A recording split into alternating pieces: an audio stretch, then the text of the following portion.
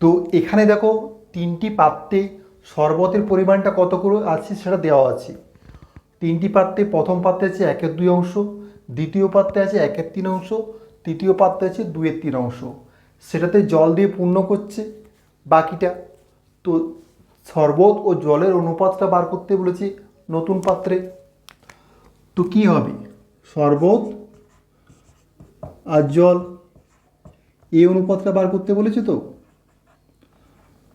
তো প্রথম পাত্রে আছে 1/2 অংশ শরবত, দ্বিতীয় পাত্রে আছে 1/3 অংশ, আর তৃতীয় পাত্রে আছে 2/3 অংশ। তিনটি যোগ করতে হবে নতুন পাত্রে। আর জল কত হবে, বাকিটা জল দিয়ে পূর্ণ করছে। 1/2 বাকি অংশ কত, 1/2 অংশ। 1/3 বাকি অংশ কত, 2/3 অংশ। 2/3 বাকি অংশ কত, 1/3 অংশ। তিনটা অনুপাত বার করতে বলেছে, তো অনুপাত বার কর না। চলো এরপর কি আর কোনো ক্যালকুলেশন করার দরকার আছে?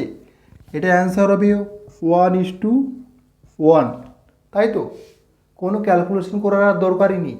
কেন, 1/2, 1/2, 1/3, 1/3, 2/3, 2/3 সমান, দুদিকে সমান আছে, মাঝখানে যোগ আছে। তো কি আছে, আর কোনো ক্যালকুলেশন করার দরকার নেই, 1:1ই হবে। দেখো তিনটে পাত্রে চিনি ও লবণের অনুপাতটা দেওয়া আছে 1:2, 2:3, 3:4।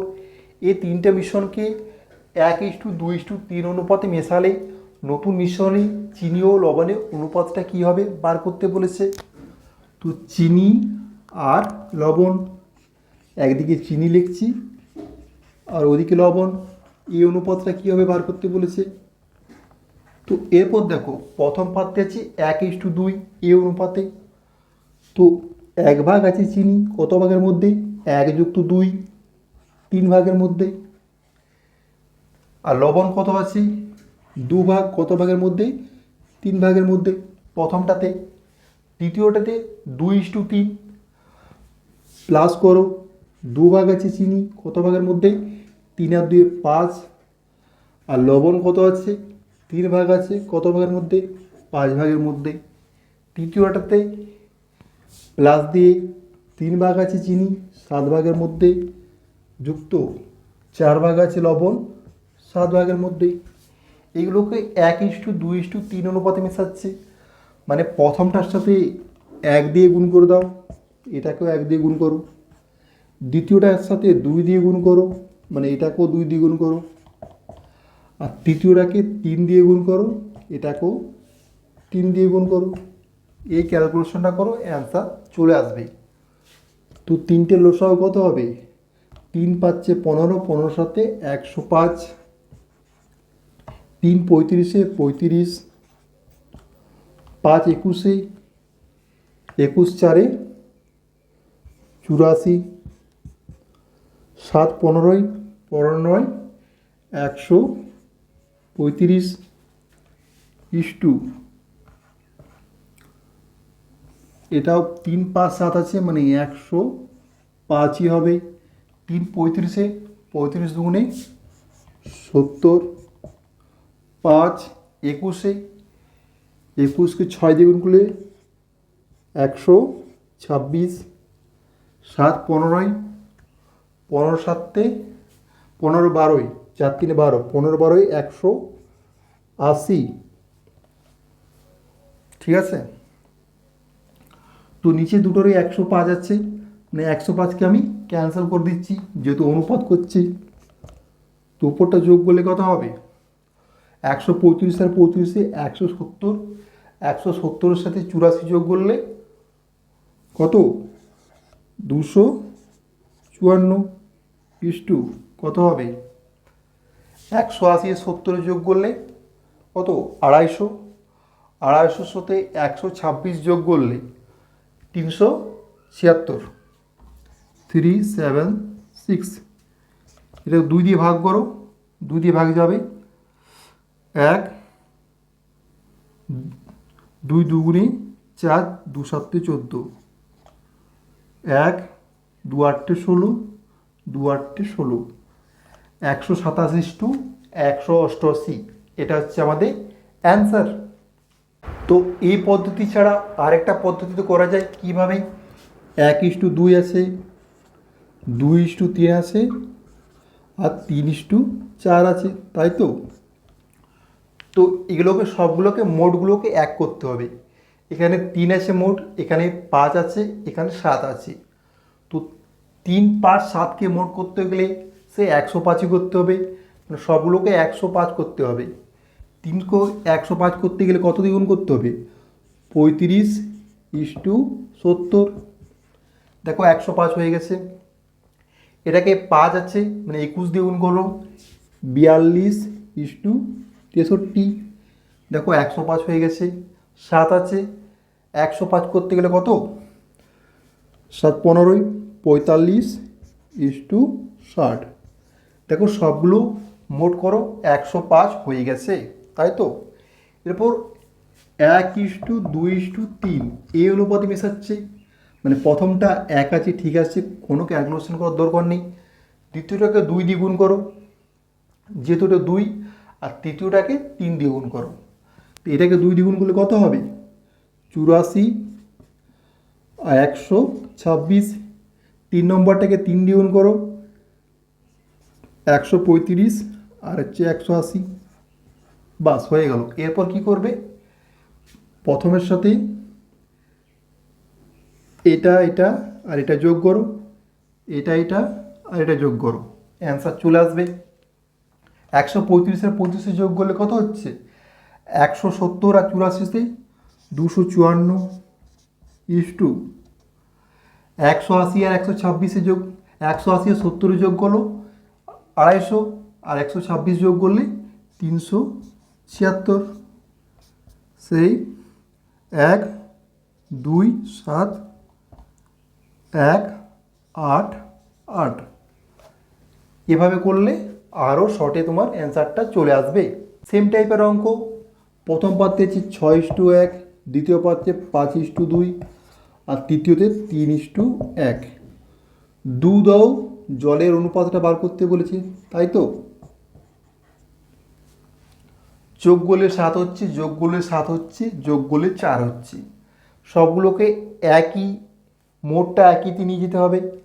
তো 7 আছে, 4 আছে, লসাগু করলে 28, মানে উপরটাকে তুমি 4 দিয়ে গুণ করো, 24 4, এটাকেও 4 দিয়ে 20 8, যোগ করো 28 চলে আসছে, যোগ করো 28 চলে আসছে, এটাকে 7 দিয়ে 21 7। এরপর কি বললাম, দুধের দিকেরগুলো যোগ করো আর জলের দিকেরগুলো যোগ করো, 24 আর 20 44, 44 আর 21 যোগ করলে 65 ইস্টু 4 8 যোগ করলে 12, 12 আর 7 যোগ করলে 19, 65:19। এটা হচ্ছে আমাদের অ্যান্সার। একটি পাত্রে দুধ ও জলের অনুপাত 3:1। ওই পাত্র থেকে কত পরিমাণ মিশ্রণ তুলে তার পরিবর্তে সমপরিমাণ জল ঢালা হলে নতুন মিশ্রণে দুধ ও জলের অনুপাত সমান হবে। তো প্রথমেই মিল্ক আর ওয়াটার কত ছিল, অনুপাতটা 3:1 এটা ছিল।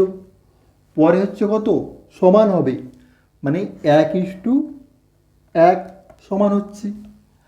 এরপর দেখো মিশ্রণ থেকে, মানে মিশ্রণ তুলে নিচ্ছে, তার পরিবর্তে সমপরিমাণ জল ঢালা হচ্ছে।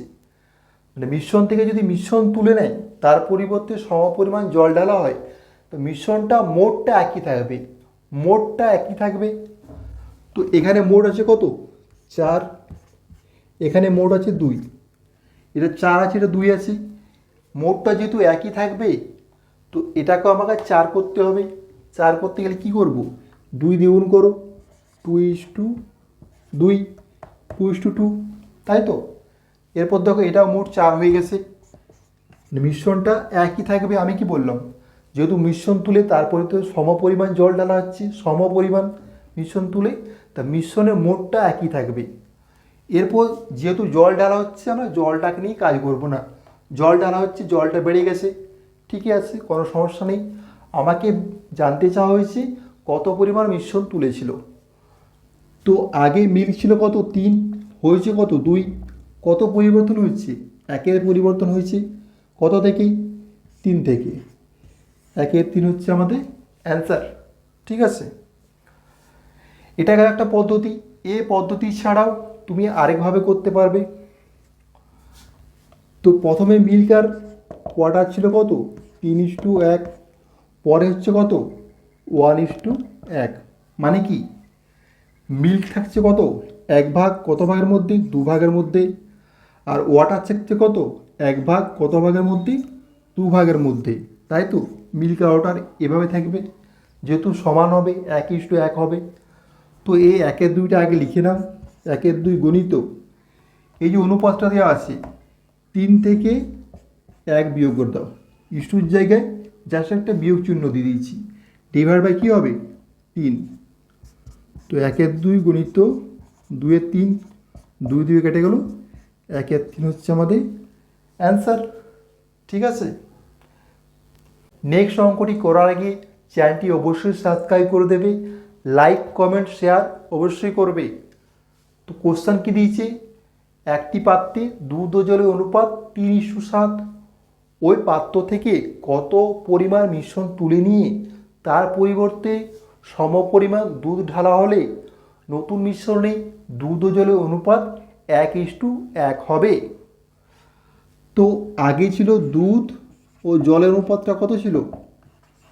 3:7 এটা ছিল। তো নতুনে কি বলেছে? 1:1 হবে। একটু আগের অঙ্কটা যাও। আগের অঙ্কটা এরকম ছিল, কিন্তু সেখানে জল তুলে মানে জল ঢালা হচ্ছিল, মিশ্রণ তুলে জল ঢালা হচ্ছিল। এখানে মিশ্রণ তুলে দুধ ঢালা হচ্ছে। এই জিনিসটা ভালো করে লক্ষ্য করবে, কীটা তুলছে, দুধটা না জলটা, সেটা ভালো করে লক্ষ্য করবে। 7 আর 3 যোগ করলে কত হচ্ছে? 10 হচ্ছে। 1 আর 1 যোগ করলে 2 হচ্ছে। 2কে 10 করতে গেলে কী করতে হবে? 5 দিয়ে গুণ করো। 5:5, 10 হয়ে গেছে। ঠিক আছে, মোটটা দেখো এটাও 10 হয়ে গেছে। 5 আমাদের কাজ হয়ে গেল। এরপর কি বললাম? যেটা ঢালা হবে সেটাকে নিয়ে আমরা কাজ করব না। এক্ষেত্রে কী ঢালা হচ্ছে? দুধ ঢালা হচ্ছে, মানে দুধটাকে নিয়ে কাজ করব না। যেটা ঢালা হবে না সেটাকে নিয়ে কাজ করব, মানে এটা সেক্ষেত্রে জলটাকে নিয়ে কাজ করব। আগে দেখো জল ছিল 7, পর হয়েছে 5, কতটা কমেছে? 2 কমেছে। তো আগে কত ছিল? 7 ডিভাইড বাই 7, 2-7 হচ্ছে আমাদের অ্যান্সার। তাই তো, কত কম সময় চলে গেল। সেকেন্ড টিক্সটে কী বললাম? এক্ষেত্রেও সে দেখো 1:1 থাকবে। তো মানে দুধ থাকবে কত? 1/2 ভাগ, আর জল থাকবে 1/2 ভাগ। তাই তো, তো 1/2টা আগে নিয়ে লিখে নাও। যে অনুপাতটা আছে সেটা বড়টা থেকে ছোটোটা বিয়োগ করবে। 3:7 আছে, মানে বড়টা থেকে ছোটোটা সবসময় বিয়োগ করবে। আর নিচে কী হবে? নিচে সবসময় বড়টা। ঠিক আছে, যে অনুপাতটা দেওয়া থাকবে বড়টা থেকে ছোটোটা বিয়োগ করবে। বড়টা থেকে ছোটোটা বিয়োগ করেছি। আর নিচে কী হবে? সবসময় অনুপাতের যে বড়টা থাকবে সেটা সবসময় নিচে থাকবে। আর আগে 1/2 দিয়ে গুণ করবে। কেন? যেহেতু মিশ্রণের মানটা সমান হবে, মানে 1:1 হবে, মানে দুধও থাকবে 1/2 ভাগ আর জলও থাকবে 1/2 ভাগ। তার জন্য আগে 1/2 দিয়ে গুণ করেছি। 1/2 গুণিত 4/7, 2 দুগুণে 2/7। এভাবেও তোমরা করতে পারো। নেক্সট কোশ্চেন, একটি পাত্রে 50 লিটার সিরাপ আছে। পাত্রটি থেকে 20 লিটার সিরাপ তুলে সমপরিমাণ জল মিশ্রিত করা হলো। এই পদ্ধতি আরও একবার করার পর পাত্রে কত লিটার সিরাপ থাকবে? তো পাত্রে সিরাপ আছে কত? 50 লিটার। তাই তো, পাত্রটা থেকে কত লিটার সিরাপ তোলা হলো? 20 লিটার। এটা যদি আমি অংশে নির্ণয় করি তো কত অংশ নেওয়া হলো? 0 0 কেটে যাবে, 2/5। 5 ভাগের মধ্যে 2 ভাগ সিরাপ তুলে নেওয়া হয়েছে। তো 5 ভাগের মধ্যে 2 ভাগ যদি সিরাপ তুলে নেওয়া হয়, থাকছে কত? থাকছে হচ্ছে 3/5 ভাগ। তাই তো, 5 ভাগের মধ্যে 3 ভাগ থাকছে। এরপর ক্যালকুলেশনে আর কিছুই নেই। আমাদের ছিল টোটাল 50 লিটার সিরাপ, সেখান থেকে প্রথমবার সিরাপ তুলে নেওয়ার পর থাকছে এই 3 পাই দিয়ে গুণ করো। এই পদ্ধতি আরও একবার করা হলো, মানে আরও একবার 3 পাই দিয়ে গুণ করো। 5 10, 5 দুগুণে 2 3 6, 6 3 18 লিটার। 18 লিটার সিরাপ থাকবে। সেম টাইপের প্রশ্ন, এখানে 80 লিটার কি সিরাপ আছে, সেখান থেকে সিরাপ তোলা হচ্ছে কত 8 লিটার, কত 1/10 অংশ। তাহলে থাকছে কত, থাকছে 9/10, তাই তো এইটা তোলা হয়েছে, তাহলে থাকছে হচ্ছে 9/10। এরপর অঙ্ক আর কিছুই নাই, টোটাল ছিল 80 লিটার সিরাপ, সেখান থেকে একবার করলে থাকবে এত লিটার সিরাপ, দুবার করলে থাকবে এত লিটার সিরাপ, আর 3বার করলে থাকবে এত লিটার সিরাপ। যেহেতু প্রশ্নে বলেছে এই পদ্ধতি 3বার করা হয়েছে, মানে মোট টোটাল 3বার করা হয়েছে, তাই 3বার লিখেছি, 1বার 2বার 3বার করেছি। এরপর ক্যালকুলেশন করো, অ্যান্সার চলে আসবে। 0 0 কাটো, আর আমরা কাটবো না, ঠিক আছে। 9 9 81, 81কে 9 দিয়ে গুণ করলে 729, 729কে যদি 8 দিয়ে গুণ করি কত হবে, 8 9 72, 2 হাতে থাকে 7, 8 2 16, 16 আর 7 কত 23 3 হাতে থাকে 2, 8 7 56 আর 2 58। এরপর দেখো দুটো শূন্য বাকি আছে, মানে 100 নিচে আছে, যেহেতু নিচে 100 আছে, 2 ঘর আগে দশমিক বসবে, মানে 58.32, এটা হচ্ছে আমাদের অ্যান্সার।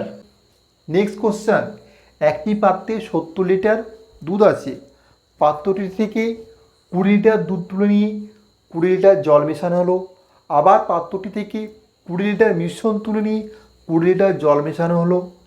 এই ঘটনাটা আরও একবার করা হলো, নতুন পাত্রে দুধ ও জলের অনুপাত কত হবে। তো এই অঙ্কটা আমরা সূত্রের সাহায্যে খুবই সহজে করতে পারবো। সূত্রটা কি, x - y / x whole to the power n, ঠিক আছে। এখানে x কোনটা, x হচ্ছে পাত্রে প্রথমে যতটা কি দুধ ছিল সেটা, এখানে x এর মান কত 70, আর y কি পাত্রটা থেকে যত লিটার দুধ তুলে নেওয়া হচ্ছে তার পরিবর্তে যত লিটার জল মেশানো হচ্ছে, মানে এখানে কত পাবো, এখানে 20, নিচে কি 70। ঘটনাটা কবার ঘটছে, ঘটনাটা 3বার ঘটছে, তাহলে উপরে 3 লিখে দাও। এটা ক্যালকুলেশন করলে কত পাবো, 5 এর 7 কিউব, 5 5 25, 25 5 125, আর 7 কিউব বলে 343 পাবো, ঠিক আছে। তো 125/343। আচ্ছা, এটা যে পেলাম এটা কি মানটা, এটা মানে ওই যে ঘটনাটা করছে 3বার করার পর, 3বার করার পর যে দুধটা অবশিষ্ট থাকবে, যে দুধটা থাকবে ঘটনাটা করার পর, আর নিচের মানটা কি, নিচের মানটা হচ্ছে প্রথমে যতটা দুধ ছিল সেটা, প্রথমে দুধ যেটা ছিল, ঠিক আছে। কেন বলো তো, প্রথমে দুধ ছিল যতটা, সেখান থেকে কী করছে, যত লিটার দুধ তুলছে তত লিটার জল মেশাচ্ছে, সম পরিমাণ জল মেশাচ্ছে। তো আমাদেরকে এখানে বার করতে বলেছে কি, দুধ ও জলের অনুপাত। তো জলটা কিভাবে পাবো, তো প্রথমে যদি 343 ছিল দুধ ছিল, সেখান থেকে এখন যদি 125 দুধ থাকে, তো এটা বিয়োগ করে দিলে জলটা পেয়ে যাব, কারণ ততটা জলই তো মিশিয়েছে, একই জল মিশিয়েছে। তো এটা বিয়োগ করলে কত হবে, 218 পাবো। তো আমাদেরকে বলেছে দুধ ও জলের অনুপাত, তো মিল্ক ইস টু ওয়াটার কত হবে, দুধ কত 125 আর জল কত 218, তো 125:218, এটা হচ্ছে আমাদের অ্যান্সার। এখানে দেখো এই একটু আগে যে সূত্রটার কথা বললাম, x minus y divide by x whole to the power n, এখানে হচ্ছে উপরের মানটা অনুপাত করলে কি পাচ্ছিল, ওই যে ঘটনাটা যবার ঘটছে একবার দুবার তিনবার হওয়ার পর যতটা মদ থাকছে যতটা, আর নিচের মানটা কী পাচ্ছ, নিচেরটা কী পাচ্ছিলাম, প্রথমে যতটা মদ ছিল, প্রথমে যতটা মদ ছিল, তাই তো। এরপর দেখো নিচের মান যেটা পাচ্ছিলাম সেটা প্রথমে যতটা মদ ছিল, আর উপরে হচ্ছে ঘটনা ঘটার পর যতটা মদ থাকছে, এটার থেকে এটা যদি বিয়োগ করে দিই আমরা জলের পরিমাণটা পেয়ে যাচ্ছিলাম, কারণ ততটা মদ তুলে নিয়ে ততটা জল মেশাচ্ছে তো, তাই তো, যতটা মদ তুলছে ততটা জল মেশাচ্ছে, তাহলে এটার থেকে এটা বিয়োগ করে দিলে আমরা জলের পরিমাণটা পেয়ে যাচ্ছিলাম। তো এরপর দেখো এখানে বলেছে এক্সের মানটা আমরা জানি না, এক্সটা এক্সই রেখে দিচ্ছি, ওয়ার মানটা জানি 18 ডিভাইড বাই এক্স, কবার ঘটনাটা ঘটছে দুবার, তাই তো, তাহলে উপরে 2 লিখছি, সমান কত হবে, এখানে দেখো মদ থাকছে দিয়ে আছে, মদের অনুপাত কত 256, আর নিচে কি হবে, নিচে প্রথমে যতটা মদ ছিল, আচ্ছা প্রথমে কতটা ছিল বলো তো, এই যে 369 এটা জল, মানে মদ তুলে নিয়ে জল মেশাচ্ছে, আবার মদ তুলে নিয়ে জল মেশাচ্ছে, আবার মদ তুলে নিয়ে জল মেশাচ্ছে, এক্ষেত্রে দুবার হয়েছে, তো দুবার মদ তুলেছে আর জল মিশিয়েছে, তো জল মিশিয়েছে কতটা 369, তো মদ যেটা থাকছে তার সাথে যদি ওই জলটা যোগ করে দিই তাহলে প্রথমে যতটা মদ ছিল পেয়ে যাব, তাই না, যেহেতু মদটা তুলেই জলটা মেশাচ্ছে সেম পরিমাণটা আছে, তাহলে এই দুটো যোগ করে দিলে প্রথমে যতটা মদ ছিল পেয়ে যাব 256, আর 369 যদি যোগ করি কত পাবো 625।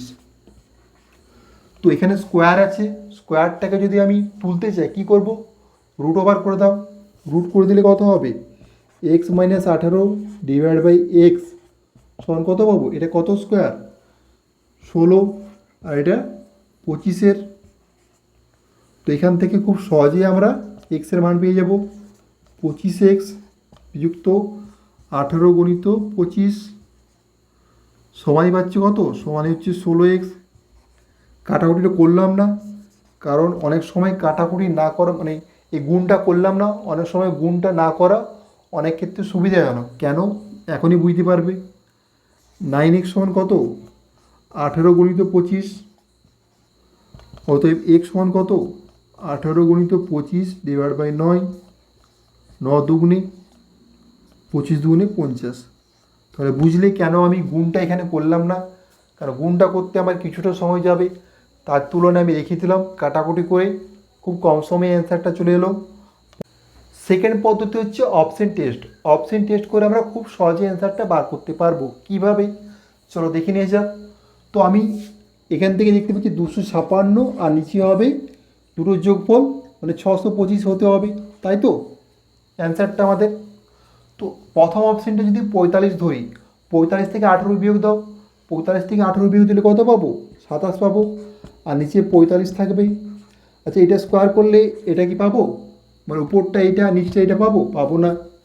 সেকেন্ডটা দেখো 60 থেকে 18 বিয়োগ দাও 42, আর নিচে 60 থাকছে, তো এটা কাটাকুটি করলে কত হবে, কাটে যাবে 21/30, আবার কাটে যাবে 7/10, এটাও স্কোয়ার, কিন্তু যাই করি না এটা পাবো না, মানে অপশান বিটা হবে না। অপশান সি এর ক্ষেত্রে দেখো 50 থেকে 18 বিয়োগ দাও 32 পাচ্ছি, আর নিচে 50 থাকছে, এ স্কোয়ার করো, কাটাকুটি করো 16, 25-এ 16 স্কোয়ার করো 256, 25-এ স্কোয়ার করো 625, পেয়ে গেলাম এটা। তো option C is the correct answer, তাই না, এভাবে করতে পারো। প্রথম পদ্ধতি যেটা বললাম, তো একবারই করব, আর একবার স্কোয়ার করবো না, একবারই বর্গমূল বা ঘনমূল যেটা হবে, বর্গমূল বা ঘনমূল একবারই করে দেবো। কিভাবে, এক্স মাইনাস কত 20 ডিভাইড বাই এক্স, এই ঘটনাটা কবার হয়েছে? টোটাল হয়েছে 3বার। তো 3বার যেহেতু ঘটনাটা হয়েছে, এখানে কিউব করতে হতো। তো এখানে যদি কিউব করতে হতো, এখানে কী হবে? ঘনমূল হবে, কিউব রুট হবে। কিউব রুট কত পাবো? উপরে 8 হবে আর নিচে কত হবে? 19 আর 8 যোগ করে দাও, 27। তো একবারই পাবো x minus 20 divide by x সমান পাচ্ছি 2/3। তো 3x মাইনাস 60 সমান পাচ্ছি 2x, অতএব এক্স সমান পাচ্ছি 60। খুব সহজে অ্যান্সারটা চলে এলো। 60 হচ্ছে আমাদের অ্যান্সার। এটা গেল একটা পদ্ধতি। এছাড়া অপশন টেস্ট করে কীভাবে করবে? 40 যদি অ্যান্সার হতো কি 20/40 করো, মানে 1/2 পাচ্ছি। 1/2 কিউব করলে 8/27 পাবো না, ঠিক আছে, অ্যান্সার হবে না। 80 যদি ধরি, তো 80 থেকে 20 বাদ দাও, কত হবে? 80 থেকে 20 বাদ দিলে 60/80 হতো, মানে 3/4 পেতাম। 3/4 কিউব করলে 8/27 পাবো না। 70 যদি ধরি, কী হবে? 70 থেকে 20 বাদ দাও, 5/7 পাবো। 5/7 কিউব করলে 8/7 পাবো না। এরপর 60 যদি ধরি, 60 থেকে 20 বাদ দাও, 40 কত পাচ্ছি? 60। 2/3 পাচ্ছি, এর কিউব করো, 8/27 পেয়ে যাচ্ছি। মানে option D is the correct answer. Like, comment, share, subscribe অবশ্যই করবে।